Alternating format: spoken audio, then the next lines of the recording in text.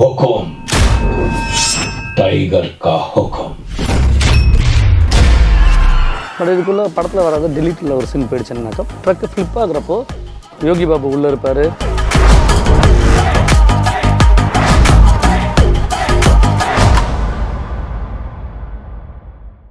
விக்கிக்கும் இப்பெல்லாம் பழைய ஞாபகம் வர ஆரம்பிச்சிருச்சுன்னு நினைக்கிறேன். திடீர்னு பழைய ஞாபகம்லாம் வந்து போகும். அப்புறம் கொஞ்சம் கொஞ்சமா எல்லா ஞாபகமும் வந்துரும்னு டாக்டர் சொன்னாரு. ஒருவேளை டாக்டர் சொன்ன மாதிரியே வர ஆரம்பிச்சிருச்சா என்னன்னே தெரியலையே.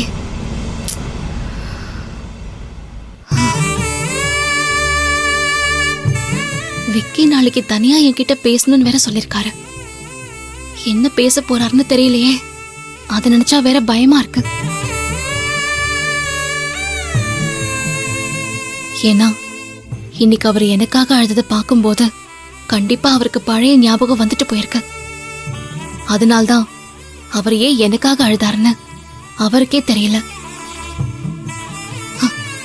விக்கி அழுகும்போது நான் என் பழைய விக்கிய பார்த்தேன். நான் இனிமே இந்த வீட்டுல இருக்க பிரச்சனை வந்துகிட்டே தான் இருக்கும்.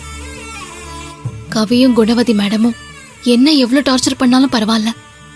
ஆனா என் மேல இருக்கிற கோவத்தை அவங்க விக்கி மேல காட்டிட்டாங்கன்னா விக்கியை நான் இழக்கிற மாதிரி ஆயிடும்.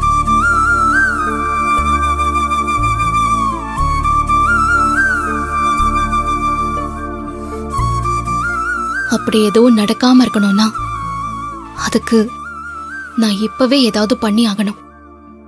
என்ன பண்ணலாம்?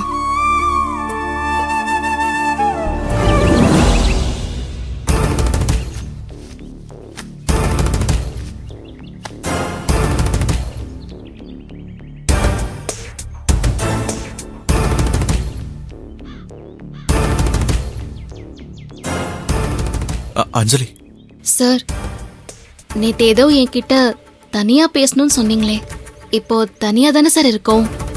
என்ன விஷயம்னு சொல்லுங்க சார். நான் உங்ககிட்ட ஒரு விஷயம் சொல்லணும். ஆனா நீங்க தப்பா எடுத்துக்க கூடாது. சார், நீங்களே சொல்லிருக்கீங்க நான் உங்க ஃப்ரெண்டு, உங்க பெஸ்டின்னு. நீங்க சொல்லி நான் எதை சார் தப்பா எடுத்துக்க போறேன்? அப்படிலாம் எதுவும் தப்பா எடுத்துக்க மாட்டேன் சார். நீங்க என்னன்னு சொல்லுங்க. அஞ்சலி, நீங்க இந்த வீட்டுக்கு வந்ததுல இருந்தே உங்களை எனக்கு ரொம்ப பிடிக்கும். உங்களை நான் என் ஃப்ரெண்டு பெஸ்ட்னு சொல்லிக்கிட்டு இருந்தாலும் அதுக்கு மேல ஒரு இடத்துல தான் நான் உங்களை என் மனசுல வச்சிருக்கேன்.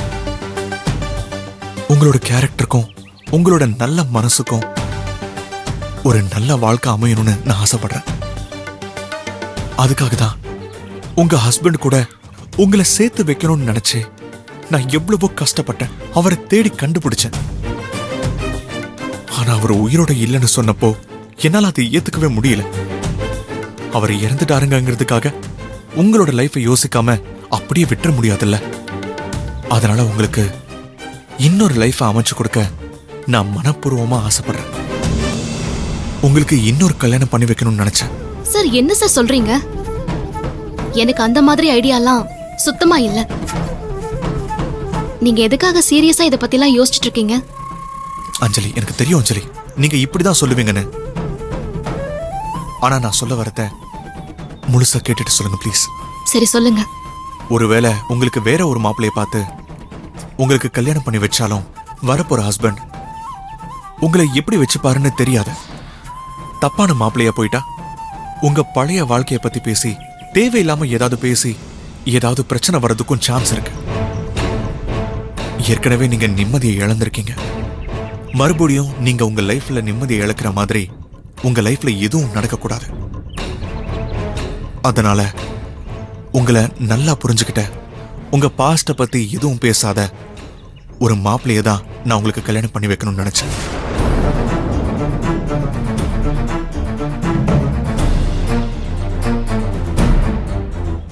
அப்படி ஒருத்தர் கிடைப்பாரான்னு எனக்கு தெரியல. ஆனா நான் அப்படி இருப்பேங்கிற நம்பிக்கை எனக்கு இருக்கு. நீங்க என்ன சார் சொல்ல வரீங்க? எனக்கு ஒண்ணுமே புரியல. இங்க பாருங்க அஞ்சலி, உங்க மேல இறக்கப்பட்டு உங்களுக்கு வாழ்க்கை கொடுக்கணும்னு நினைச்சேலாம் நான் இந்த முடிவுக்கு வரல. எனக்கு உங்களை மனசார பிடிக்கும். அதனால உங்களை கல்யாணம் பண்ணிக்கணும்னு நான் ஆசைப்படுறேன்.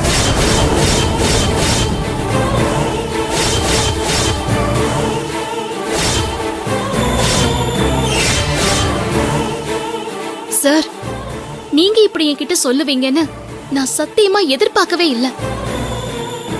எப்படி சார் உங்களால இப்படிலாம் நினைக்க முடிஞ்சது? இது எவ்வளவு பெரிய தப்பு சார். இதுல என்ன தப்பு இருக்கு அஞ்சலி? சார், நான் ஏற்கனவே கல்யாணம் ஆனவ சார். ஆனா உங்க ஹஸ்பண்டா இப்போ இல்லையே.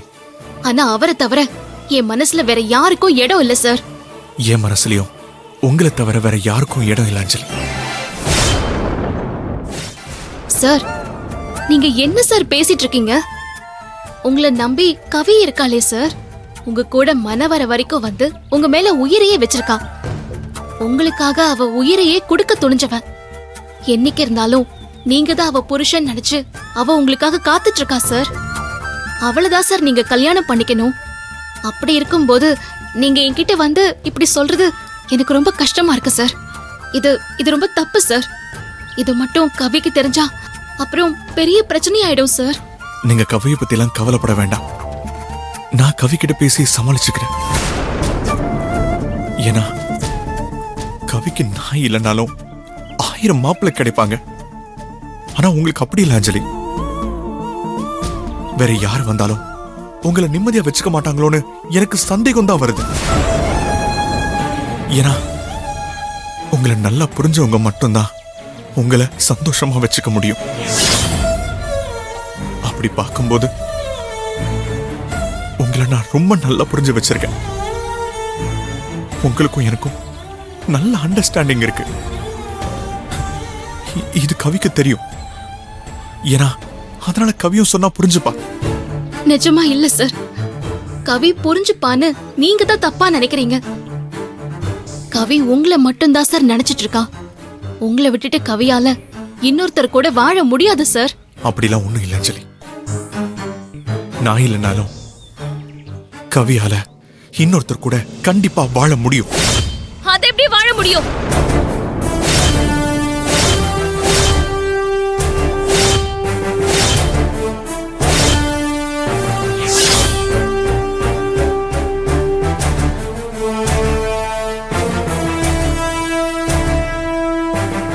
எப்படி வாழ முடியும் மகேஷ்?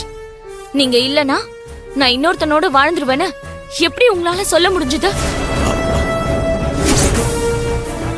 என்ன நீங்க என்ன நினைச்சிட்டு இருக்கீங்க? அவ வாழ்க்கைய பத்தி மட்டும் அவ்வளவு டீப்பா யோசிச்ச நீங்க என்ன ரொம்ப சீப்பா நினைச்சிட்டீங்கல்ல? அப்படி இல்ல கவி. நீங்க என்ன பத்தி பேசினது அப்படிதான் மகேஷ்.